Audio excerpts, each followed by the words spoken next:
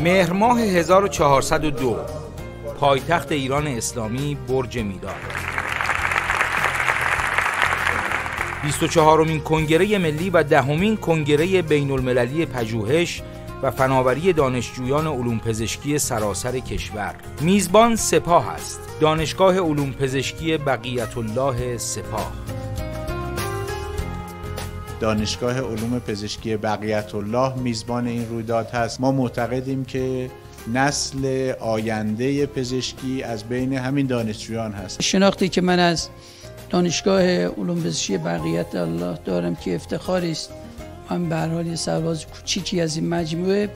معمولا دانشگاه عمدتاً کارهاش، تحقیقاتش مسئله محور است، در راستای نیاز سازمانی داره تحقیق میکنه و چقدر خوب است که دانشجویان ما دانشگاه‌های مختلف تو نشست دانشجویی بتوانند یه تبادل نظر داشته باشند، از تجربیات این دانشگاه در راستای سازمانی کار کردن رو یاد بگیرن. بیش از 1000 دکتر بعد از این قدم به اینجا گذاشتند، از شهرهای مختلف کشور، حتی شهرهایی که شاید اسمش آشنا نیست اما دانشگاه علوم پزشکی دارد. واقعیتی که وجود داره این هست که شاید خیلی از هموطنان عزیزمون حتی ندونن لارستان کجا هست، ولی دانشکده علوم پزشکی داره. بله، دانشکده علوم پزشکی داره.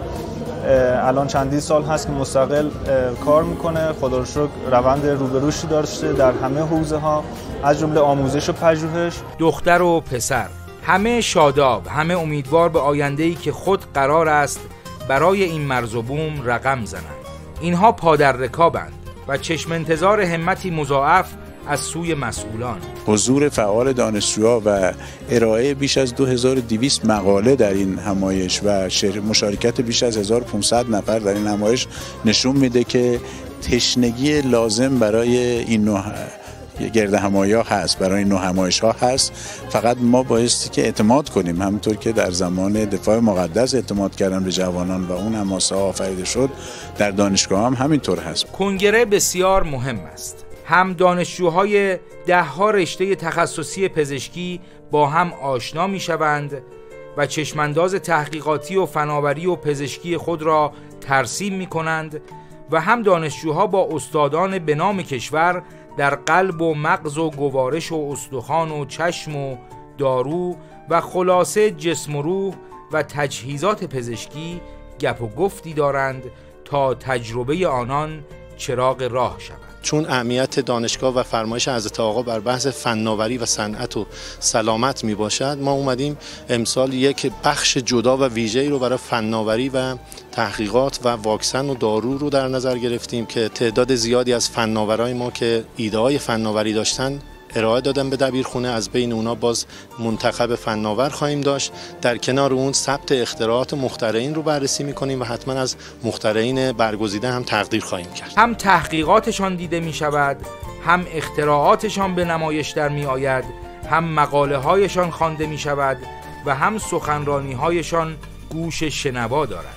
پژوهش من در پنل نوآوری نظام سلامت پذیرفته شده به عنوان سخنرانی که یک کار پژوهشی بود مربوط به بررسی تغییرات الگوی مصرف داروهای نسخ سرپایی در پاندمی کووید که ما توی 3 در واقع استیج مختلف کل داده‌های یکی از مؤسسات بیمه‌ای کشور رو، یکی از بیمه‌های درمانی کشور رو تونستیم استخراج بکنیم در 3 لول داروهای اساسی کشور، داروهایی که توی پاندمی فقط اختصاصا مصرف میشن و البته تجمیع کل آمار دارویی این 2 لول بررسی کردیم که در واقع ترند مصرف داروها در پاندمی چه تغییراتی داشته و چه اثری گذاشته پاندمی روی تغییرات مصرف، چه به لحاظ هزینه چه به لحاظ تجویز داروها در کشور. شخصی سازی غذا ما میتونیم در واقع استفاده بکنیم از ژنوم انسان، استفاده بکنیم از ویژگی‌های بصری، ویژگی‌های سنسوری، ویژگی‌های در واقع بیمار که به ما ارائه میشه و متناسب با اون غذا رو تولید میکنیم و برای بیماری‌های خاص مثل بیماری دیسفاژیا، بیماری مزمن کلیوی غذا تولید میکنیم. بیشتر بچه‌های ما توی بحث‌های تغذیه‌ای و بحث‌های فناوری پزشکی پزشکی کاراشون رو انجام میدن. ما پارسال خیلی سعی کردیم که بچه‌ها رو به سمت جوانی جمعیت و افزایش جمعیت هم شیفت بدیم.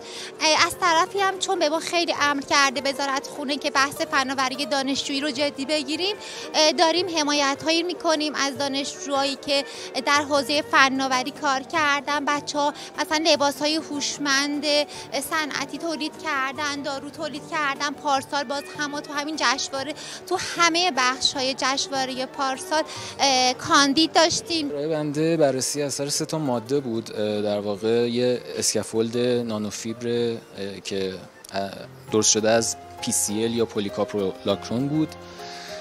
ماده دیگه که استفاده کردیم پروپولیس بود و در واقع ماده آخرم هم کوئرستین بود که اینا رو به صورت یک داربست در واقع ترکیب، یک پانسمان ترکیبی استفاده کردیم برای بهبود در واقع زخم‌های سوختگی درجه 3 که در واقع شدیدترین نوع در واقع زخم‌های سوختگی هستن. ارائه‌ام در مورد هوش مصنوعی در IVF بود برای جوانی جمعیت. 2.5% از زوجین ما دارای مشکل ناباروری هستند. هم نتیجه IVF رو ما وارد پروژه کردیم، هم ویژگی‌های دموگرافیک والدین رو وارد پروژه کردیم. ما تونستیم به دقت بالای 98.2% برسیم. موضوع من درباره دریافت زینک خوراکی، زینک به صورت خوراکی روی سوختگی‌های درجه دومه.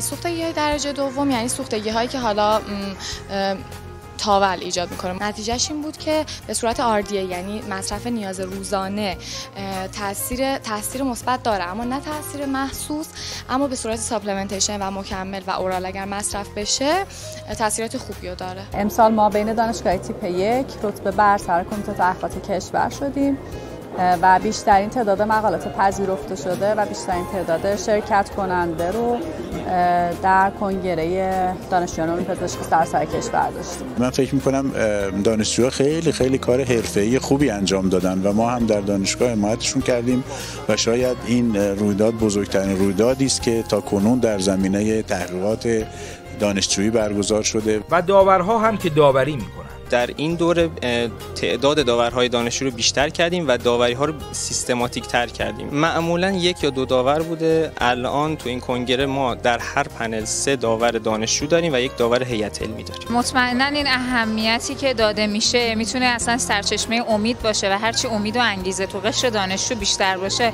هم برای آینده بهتره، هم فرد کارش رو با انگیزه بیشتری انجام میده، همین که در واقع یه امتیاز، یه حالت امیدیه که باعث میشه برای کنگره های بعدی هم فرد برای اینکه حالا شرکت میکنه بتونه به این برسه که من بتونم یک روزی داور باشم، در کنار اینکه بتونم کارهایی که انجام میدم و ارائه بدم و به پیشرفت کمک بکنه. کنگره عالی است. همینجا اگر مسئولی دلسوز و کارآمد بنشیند، شاید بتواند با همین مقاله ها و تحقیقات و اختراعات و داروها کشور را بی‌نیاز کند. هر که آمده اینجا حرفی برای گفتن دارد، هر که آمده اینجا هدف دارد. من واقعا به این امید اومدم دانشگاه پزشکی که جراح بشم. درد دلی دارند این پزشک‌ها و متخصصان آینده. گفتند برای من که راه فرسایشی است. من به نظرم نسل جوانان باید خیلی بیشتر بهش اهمیت داد. یکی از معضلاتی که حالا ما داریم اینه که به نسل جوان، نسلی که در این برهه زمانی میخواد پزشک بشه، فرد با یک امید و آرزوی اومده و میاد یه سری مشکلات رو میبینه که اونجا استاپ میشه. یکی از اون مشکلات بزرگترین مشکل ما بحث خستگی و فرسودگی این مسیر هست و دومی مثلا بحث امور حالا مالی هست که نمیتونیم واقعا نادیده بگیریم. با دانشگاه و طرح و سربازی 10-12 سالی از عمر میگذرد و به بیش از 30 میرسیم بدون بازار کار و درآمدی در خور. تازه مسیر تخصص را باید پیمود که نیمی از عمر می رود. مسئولان باید به فکر باشند تا جوانیم ثمر دهیم. فردی که 25 سال 26 سال فارغ تحصیل میشه و 2 سال دیگه سربازی و طرح داره و سن 27-8 سالگی شده یه پزشک عمومی که شاید واقعا حقوقش کفاف نده تو سن 28 سالگی بخواد از صفر شروع کنه. باید اون در واقع حمایتایی که میشه زودتر باشه از دانشجو و بعداً وارد بازار کار شد مشکل نداشته باشه. سخنرانان یکی یکی سخنرانی کردند و حرف هر کدام آینده سازی این جوانان پرتوان بود و مسیری که باید برای درخشش آنان هموار شود. امروز جزء افتخارات علمی خوب ماست. من فکر میکنم که شما احیا کنندگان همون عصر طلایی هستید. احیا کنندگان عصر طلایی تمدن اسلام و ایران، چهره و رخسار امروز شما شخصیت آینده مملکت ماست. اما علمی که شما به آن پرداخته اید، علم پزشکی، علم ابدان، یعنی نفوذ به پیچیده ترین اسرار عالم خلقت. پزشکی علم حیات است، دانش زندگی است، احیا است و احیا یک تفویض الهی است. هر کسی یک نفر را احیا کند به اندازه احیای همه انسانها کارش ارزشمند است. این دیدگاه قرآن است. کشور ما نیاز به افرادی داره که برای آینده خیلی خوب فکر کنن، خیلی تلاش بکنن و اصلا خسته نشن و کاری هم به اینکه دیگران باش کمک میکنن نمیکنن اینا نداشته باشه. من اگه قرار باشه توصیه‌تون بکنم اینه که از خدا فقط کمک بخواید. مطمئن باشیم که راهکاری رو که در داخل کشور لازمه ما میتونیم به دست بیاریم. هیچ کاری به صورت کپی پیست از سایر جای دنیا به داخل کشور ما قابل انجام نیست. هر کشوری با توجه به شرایط خودش هست که راهکار خودش رو میدن. البته مطالعه رو گفتم، ریویو آف لیتریچر رو گفتم، تحقیقات سایر کشور رو گفتم، ولی راهکار با خود ما ایجاد میشه و ما با دانش جدیدی که ایجاد میکنیم بتونیم که دنبال مهمترین مسئله خلاقیت و نوآوریه که این خلاقیت و نوآوری رو بنده مطمئنم، یقین دارم که به دست توانای شما نسل جوان پژوهشگر در کشور قطعاً ایجاد میشه. تو حوزه بهداشت تهران یک شهر فقیری است، در حوزه درمان غنیه، اما در حوزه بهداشت نسبت به بسیاری از جاهای کشور یک عقب افتادگی در تهران وجود داره. جلساتی رو خدمت جناب آقای وزیر و رؤسای محترم دانشگاه‌ها داشتیم، بنا شد همکاری کنیم و ما در 353 محله خانه بهداشت رو بتونیم جوری درست بکنیم که با همکاری همدیگه امکانات و اقتضاعاتش که این خدمات در محلات به بهترین وجهی در خدمت مردم قرار بگیره. بسیار ممنون و متشکرم. ببخشید که مزاحم شدم، خیلی خوشحال شدم.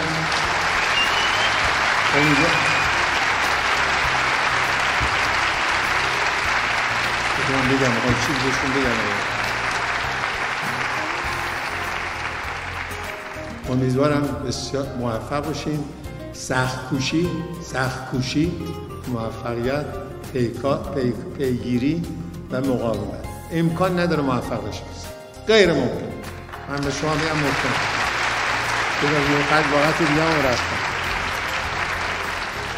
دکتر عین‌اللهی وزیر بهداشت در میان حرفهایش دو نکته کلیدی گفت.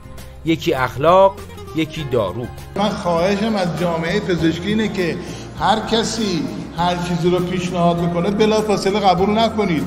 خیلی گول این اشانتیون ها، گول اینهایی که میان و به مطب ها و مراکز مراجعه میکنن و میگن فلان دکتر اینو مصرف کرد چقدر عالی بود، فلان مرکز استفاده کرد چقدر عالی بود. آیا کافیه که بگه چقدر عالی بود؟ این کافیه؟ یا باید شما عزیزانی که دانشجو هستید باید مستندات بخواید، بگید مستندات رو بده، از چه روش علمی استفاده کرده. درمان عزیزان من فقط دارو نیست. متاسفانه بعضیا همش میگن درمان یعنی دارو. دومین تجارت دنیا بعد از نفت داروه و متاسفانه این فرهنگ غلط که وجود داره، شما دانشجویان، شما دانشمندان آینده، شما در واقع تو رشته‌های مختلفی کار میکنید، این از ذهن مردم خارج بشه که همه چیز با دارو نیست و اگر دارو لازم داره یک قلم دارو، روش منطقی تجویز دارو هم اگه نیاز داره لازم نیست چند نوع مسکن رو با هم توی نسخه ما بدیم و این مصرف ما که ما امروزه باعثی که میزان دارو در نسخه 1.6 باشه، مالا بالای 3. شما میری دکتر انقدر واسه دارو مینویسن که تو این اوضاع احوال اقتصادی باید 400-500 هزار تومان خرج دارو کنی. تو چه قولی میدی به مردم که تو این مسیر چجوری رفتار کنی؟ من همیشه یعنی سعی کردم که کسی مریض رو میبینم داخل بیمارستان و بخش اولین چیزی که به ذهنم بیاد فکر کنم این عزیز خودم هست که اگر با عزیز خودم اینجوری برخورد بشه آیا دوست دارم. باید اینو مد نظر داشته باشیم که برای هیچ مریضی دردسر دیگه دارویی درست نکنیم که بی خود و بی جهت تجویز بشه یا هر چیزی دیگه. قطعاً بنده حرفه پزشکی، علم پزشکی و ارجح اولویت اول و آخر من خواهد بود تا اینکه بخوام یه سری منافع شخصی برای موارد دیگر باشه و قول میدم که درسمو جوری بخونم، تلاش کنم که یک پزشک خوب باشم، بتونم خدمت کنم و تجویز نادرست و داروی الکی نداشته باشم. رئیس دانشگاه بقیت الله که میزبان دانشجوهای پزشکی دانشگاه‌های کشور بود، داستان خون را تعریف کرد و چه داستان عجیبی. خون و فرآورده‌های خونی یه ماده حیاتی هستن، توی وجود همه انسان‌ها هست، ولی میلیون‌ها آدم در سال میمیرن چون دسترسی به این خون ندارن. 500,000 زن فقط میمیره در سال برای اینکه خون بهش نمیرسه هنگام زایمان. و یک بی‌عدالتی بسیار زیادی در دنیا هست برای اینکه خیلی جاهای دنیا این فرهنگو ندارن برای اهدای خون. اون موقعی که دهه 30 و دهه 40 تو ایران قرار بر این شد که خون تزریق بشه، خون خرید و فروش میشد. اینا معتادایی هستن که توی روبرو بیمارستان امام خمینی جمع میشدن و خون فروشی میکردن. گاهی وقتا اینا انقدر خونشون رو میدادن برای اینکه موادشون رو تهیه کنن که میمردن، همون روبروی بیمارستان فوت میکردن. وقتی به یه صنعتی علاقه‌مند شدید، در همون جا سعی کنید که ذهنتون رو ببرید جلو. صنعت پلاسما صنعت بسیار مهمی تو داروسازی هست، صنعت بسیار مهمی تو پزشکی هست، برای اینکه هنوز انسان‌ها به هم و فرآورده مهم خون احتیاج دارن. هزاران هزار پیوند در روز انجام میشه که پیوند خیلی ساده‌ای هست و اونم پیوند خونه. شما وقتی خونتون اهدا می‌کنید به یکی، پلاسماتون اهدا می‌کنید، مثل اینکه یه پیوندی رو انجام دادید، ولی خیلی ساده است، اما نبودش میتونه باعث مرگ باشه. و در آخر عرایزم باید بگم که توجه به موضوع معنویت و سلامت معنوی رو هیچ وقت یادتون نره. ما دو بعد در سلامت داریم، سلامت جسم و سلامت معنوی. ما اگر از تاثیر سلامت معنوی بر سلامت جسمی آگاه باشیم، که موضوعی که پیشنهاد میکنم برید مطالعه کنید که آقای کوینگ مقاله خیلی خوبی رو نوشته که خب اونا با دین مسیحیت میگه که انقدر این اثرش زیاده که افراد معنوی طول عمر بیشتری میکنن، حوادث قلبی و عروقی در اونها خیلی کمه، خیلی از فاکتورهای خطر در اونها کمه و در مجموع بسیاری از بیماری ها رو اینا میتونن راحت هندل بکنن. نشاط از صورتشان میبارد و صدای زیبای استاد زند وکیلی قبراقترشان.